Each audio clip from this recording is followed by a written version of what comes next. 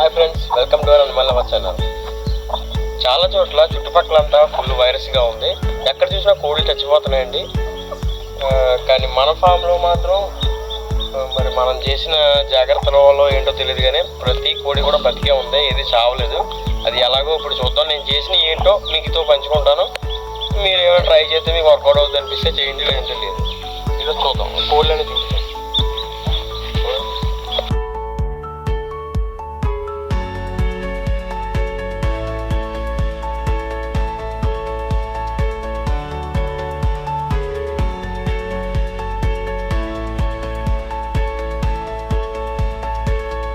ఏమి లేదండి, చాలా సింపుల్గా బయట కోళ్ళు లోపల రాకూడదు, లోపల కోడి బయటికి వెళ్ళకూడదు. ఇప్పుడు ఎలా ఉంటుందంటే మీరు ఫామ్ పెట్టుకునేటప్పుడే కొంచెం చూసుకోండి, చికెన్ షాపులు ఎక్కడ కూడా దగ్గరలో లేకుండా చూసుకోండి. మనకి ఎక్కడో తోట అంటే దూరంగా ఉంది, ఇక్కడ చాలా దూరంలో నేను వేసుకున్నాను.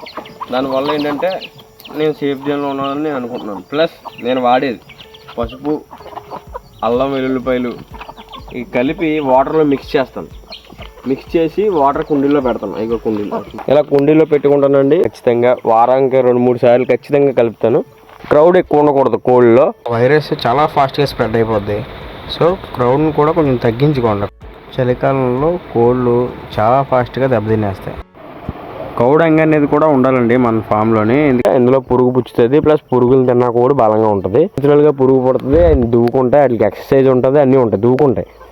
దూకోలేని కోడి ఖచ్చితంగా అన్హెల్దీగా ఉంటుంది. ఖచ్చితంగా ఇందులో దూకుంటాయి అన్నమాట.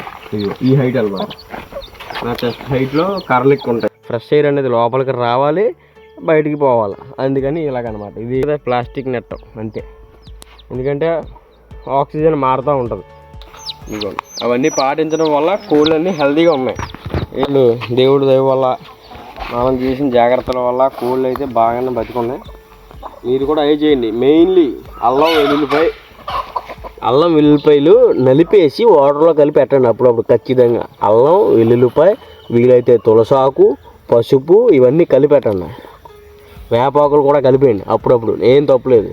అంతా న్యాచురలే, అదంతా మెడిసిన్ అన్నమాట, న్యాచురల్ మెడిసిన్. ఇది జింకోవిట్ అండి. ఖచ్చితంగా వారానికి ఒకసారి ఇచ్చుకుంటే మంచిది.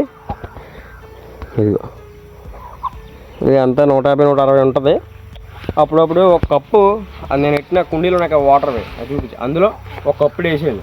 కప్పు లేదు, ఏమైనా విటమిన్ లోపల ఏమైనా ఉంటే ఇది కవర్ చేసుకుంటుంది కోళ్ళు. ఇందాక ఇందులో ఒకటి చెప్పడం మర్చిపోయాను. ఫీడింగ్ ఇచ్చేటప్పుడు అప్పుడప్పుడు ఒక రోజు ఎంప్టీ స్టమక్స్తో ఉంచేయండి.